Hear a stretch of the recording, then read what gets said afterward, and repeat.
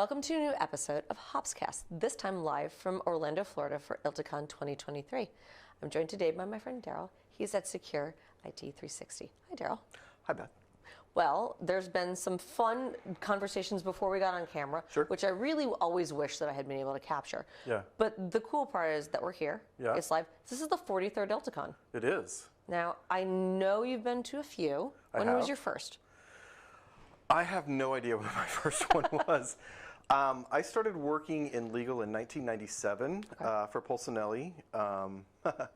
My favorite fact that I tell a few people every now and then is when I started working for Polsinelli, our biggest decision to make was one, whether or not to give secretaries access to email, and two, whether or not we should go up from our fractional T1 on internet access.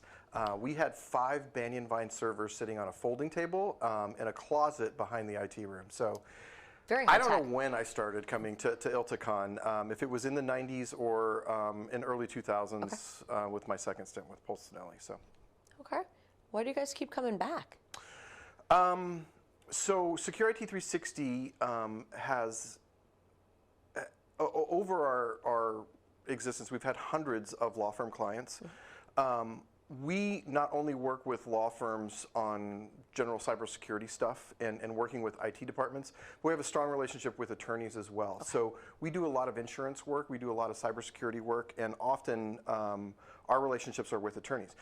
ILTACON itself is just a wonderful organization. I love the fact that it's member driven, yes. And that people are genuinely here to learn more about their career and their trade craft and learn from other people. So I learn a lot about the legal community by coming here. I learn about the trends that are outside of cybersecurity when I come here, and then certainly trying to figure out how those trends would hit cybersecurity. Sure. But ultimately, it's For most of us, it's the relationships. Absolutely. You know, we have so many friends who come here, and this is the only time we get to see them throughout the year. So, yeah, lots of reasons. That's a great reason. The peer poweredness of ILTA has been my favorite thing throughout my 5.5 years here. It's nice. People know your name. People know what you do. People can see you, and you can have real conversations. Like, I mean, I was able to just reach. I just emailed you and was like, "Hey, let's do this." Yeah. The nice part about ILTA is that it's not long enough. Sometimes I feel like we need a couple more days, but then again, I'm like, I'm good. Yeah. Let's talk a little bit. Where are you guys this year? What booth number are you at? We're at booth 918. Okay. And if I were to come as a viewer who has never been to ILTACON, who has no idea what you guys do, give me your 30-second elevator pitch. So SecurIT 360 is a nationwide independent cybersecurity provider. We don't sell hardware or software. All we do is cybersecurity. So we have 4 kind of groups, if you will. So we do governance, risk, and compliance. So we have a group of information security officers who will either do assessments or do program builds for organizations. Often we're helping folks inside the legal community with those pesky questionnaires that they get. We have a very, very good offensive security team who does a lot of technical testing. So they do penetration testing. They'll work with, they'll do purple teams with folks where they sit side by side with an organization to test something over and over and over again to see if their knobs and their switches are doing what they expect them to do. They do a lot of application testing for larger organizations that are doing their own applications, so on and so forth. And then we have a 24/7 SOC. So our SOC basically grew from our customers. So our customers had this need where they needed to have a SIM, and often SIMs are extremely expensive. If you want to nail up a SIM that's being watched, you know, where you're watching threat actors 24 hours a day, 7 days a week, you know, that's a 7-figure ask. Yeah. And a lot of people don't have that. Of course. So basically, you know, our customers had the need and we filled that need for them. And then we do incident response. So that's kind of the 4th pillar that we do. So if somebody gets in a bad spot, we can help. Cybersecurity insurance does a lot with that these days. So often what we're doing is, you know, if a company has like a business email compromise, which is a lower, you know, cyber incident, so to speak. It doesn't cost a whole lot to do an investigation on that. We might do that so they don't have to invoke cybersecurity insurance. But a lot of what I do is triage. So I'm talking to a lot of people at 2 o'clock in the morning where a bad thing has happened.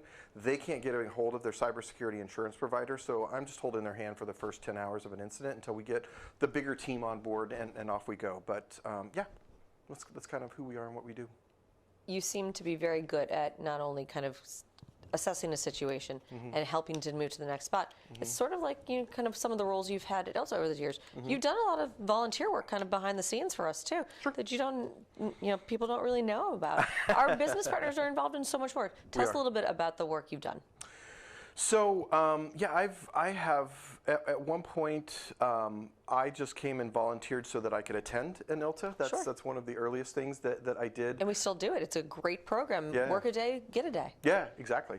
I think I was in between jobs, and again, why do you keep coming back to ILTA? I've got over a lot of relationships here. I wanted to keep those relationships going, so I came and did that. I have volunteered with the mentorship program. Yes.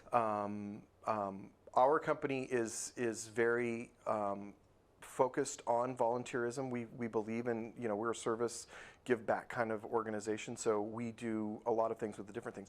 One of the things, just a plug for one of the things that we're working on, there's an organization called the Cyber Helpline.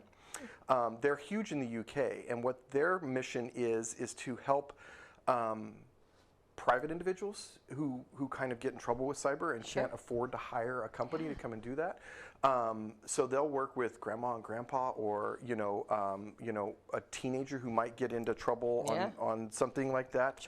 And we're trying to bring that to the United States. So that's one amazing. of our biggest give back things right now, in addition to this. But so yeah, we're a service-oriented company. We believe in giving back to the community, and that's fantastic. That's amazing, and we'll definitely put a plug in for them at the end of this. Appreciate because I've not really heard anyone else doing anything like that, especially at such a high level of security. Sure. Let's switch gears for a second to something a little more fun. Sure. When we were chatting earlier about kind of going around the globe, so much has changed in the last few years. Been a lot of natural weather incidents. We talked a little bit about sports. Now, a little bit of sports. Always got to throw in a little bit of a plug. Tell me about your favorite sports team. So I'm from Kansas City, so obviously I am a Chiefs fan and I'm a Royals fan. Let's talk about the Chiefs because that's more fun these days. I'm just going to gloss right over the current baseball situation for you. But let's go.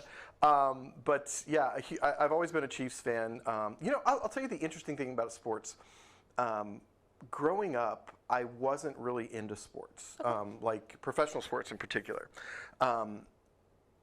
The first sport that I want to say that I fell in love with was baseball, and it was the Kansas City Royals. And it happened, so I had a director when I was at Polsinelli, a director of IT. His name was Larry Sharp.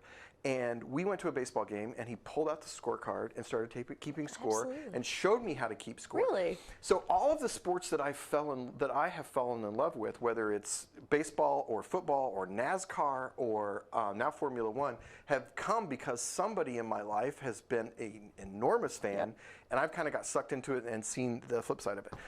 Today it's a little bit easier. So I've really started enjoying Formula One over the past couple of years, and it's all because of Netflix and their series on Formula One. So I started watching that, and because you can kind of see the backside of it and see the drama that beyond just the rules, so to speak, it really opens up that sport a lot for me. So I love that. I was just down in Charlotte and was able to kind of hang out for the first time with a lot of NASCAR fans and go to the kind of Racing Hall of Fame, which was really cool. And it is one of the most well done museums I've ever seen.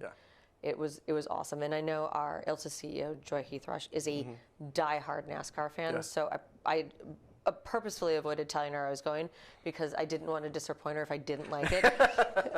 But it was amazing, and it was a wonderful time. But I think you make a really good analogy for sport. There's a lot of stuff that's hidden that people don't see that means a lot to other people. Right. I think that's a really good metaphor for both ILTA and certainly our working relationship. So I'm glad you were able to join me today. Yeah.